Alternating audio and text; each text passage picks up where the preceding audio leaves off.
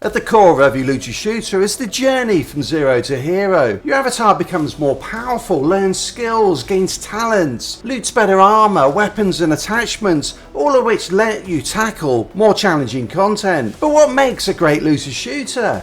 Thank you for joining me on my journey as I play every looter shooter and try to answer that question and to find the best looter shooter ever. The Division is set in a dystopian New York City, ravaged by a viral pandemic, something that feels frighteningly real after recent events. While life has returned to some normality in the real world, in the Division society has collapsed, emergency services have lost control of the situation, and various brutal factions have taken control of Manhattan. The game was launched in 2016 to positive but somewhat mixed reviews, and the game ran into a number of technical issues in its first years, making it almost unplayable. On top of this, the heavy RPG element of the game was not to everyone's liking. With MMOs, we are used to enemies' health pools scaling as we become more powerful, but in the Division's more realistic world, the bullet sponge enemies felt out of place. In-game content was sparse and repetitive on launch. Finally, PvP was horrendously unbalanced, making what should have been one of the Division's strongest points a real turn-off. Over the course of the next year and a half though, the game was completely overhauled. A ton of new content was added, bugs were fixed, builds and enemies were balanced. As SkillUp put it, the game finally felt complete.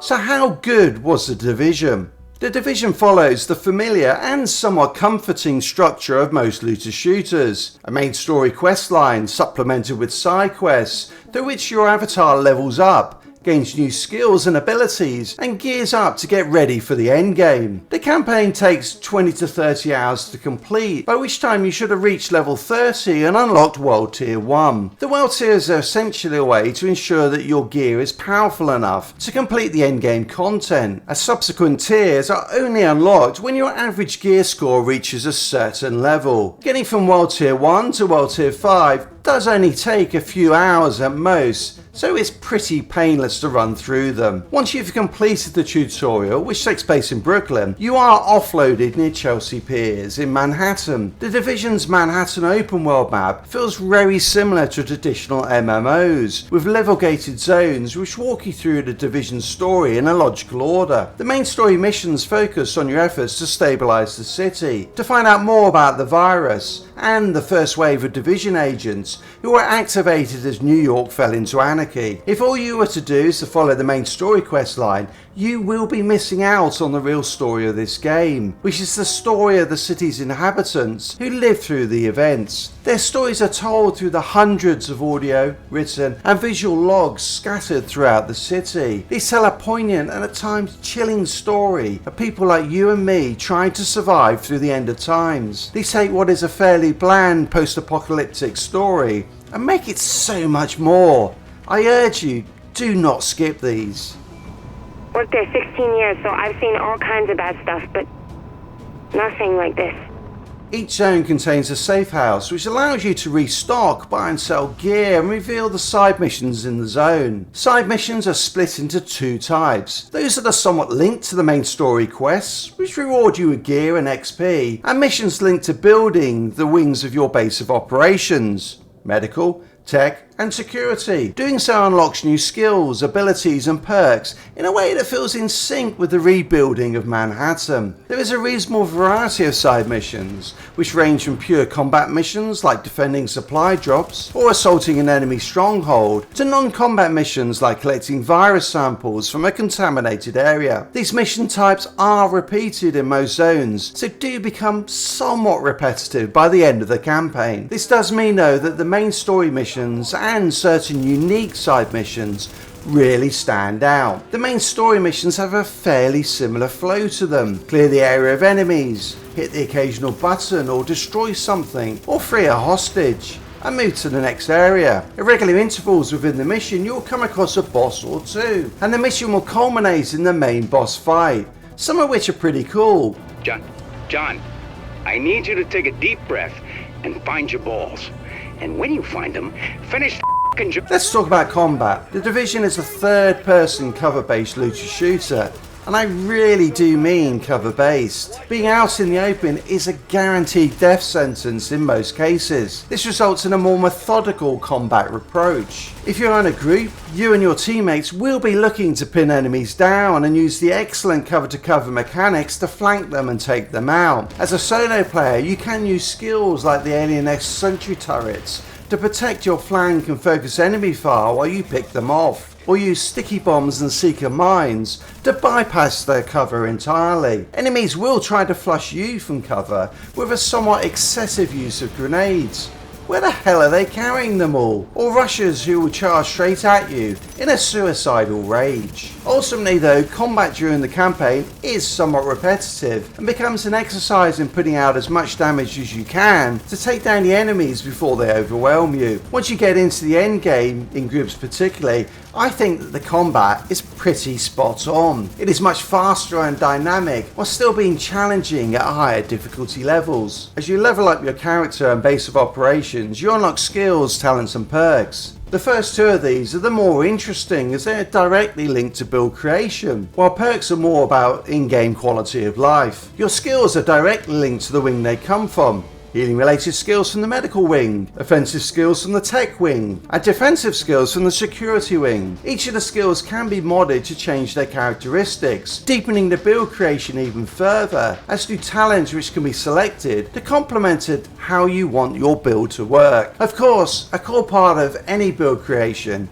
is your gear. I think that the loot in this game is awesome. Not only are the loot drops generous, there are also multiple ways to collect loot through vendors, missions, and all of the various game modes. There are 14 gear sets in the game, all with their own unique talents and bonuses. You can mix and match gear sets to create great hybrid builds, and there are exotics which have their own unique talents. Global events that are still run on a regular basis let you target specific classified gear sets, which are the most powerful gear sets in the game, as well as loot crates which might contain an exotic. Each week you can run a legendary mission which guarantees that an exotic item will drop. There are just countless ways to grind for loot, and pretty much any piece of loot can be valuable because of the recalibration system that lets you reroll one talent or attribute, and the optimization station that then lets you increase the power of any piece of gear up to the max level possible. The optimized station was brought in as an end of game quality of life addition.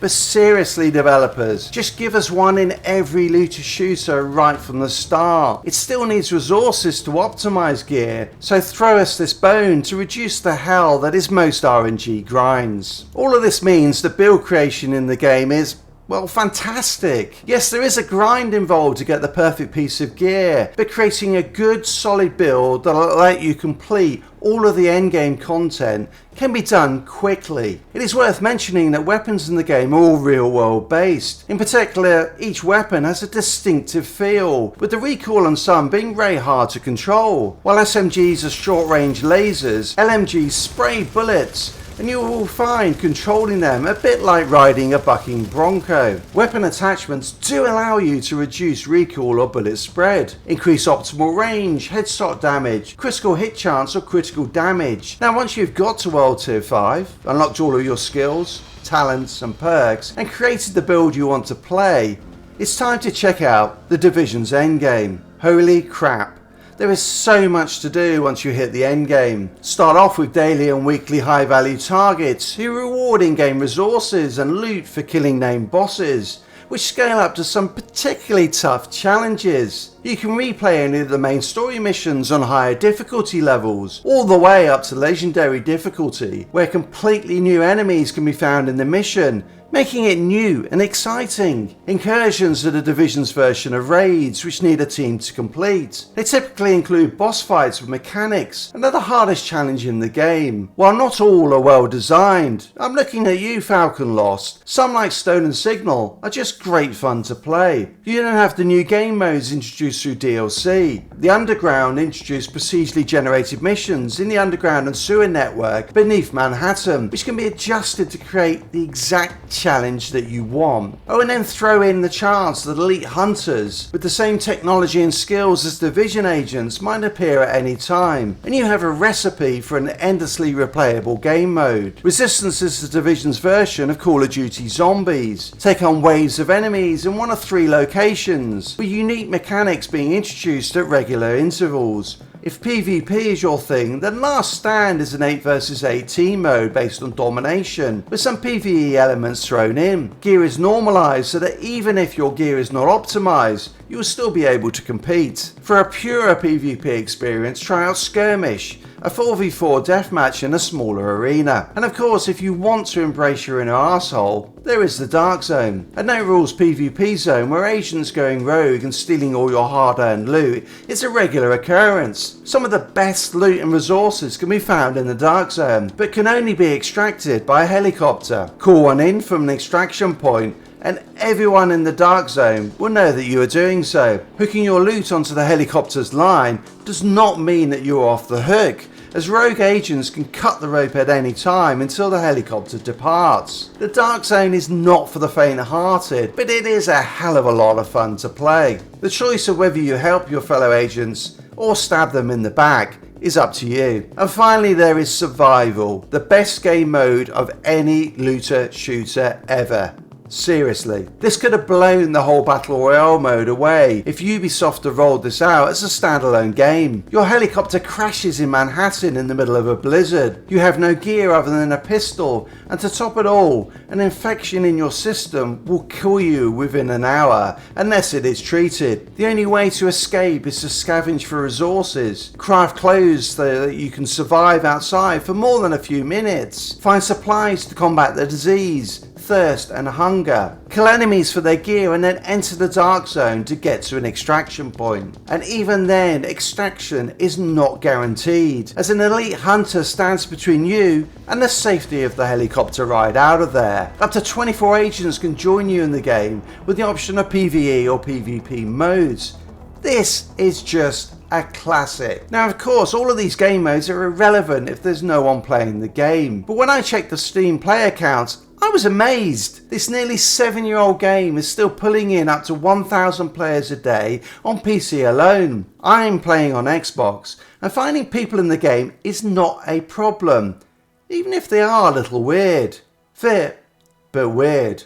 This game is healthier than many recent releases, and with the global events continuing to be run, it should continue for some time. The Division is not a game for everyone, and many people will be put off by the slower, less fluid cover-based combat. On top of that, the campaign does become repetitive, and we feel a bit of a slog at times to get to the endgame. But to counter that, the Division gives us a huge amount of endgame content, stellar loot systems, gear sets to suit any playstyle, the variety and ease of build creation, the stunning recreation of New York City, possibly the best open world PvP in any game, and without doubt the greatest Battle Royale game that never happened. The Division is an excellent game which, if you've not played, you absolutely should do. And if you have played this before, boot it back up and let the nostalgia flow. Look out for the next best looter shooter ever coming to this channel soon. Hit the subscribe button so you don't miss out.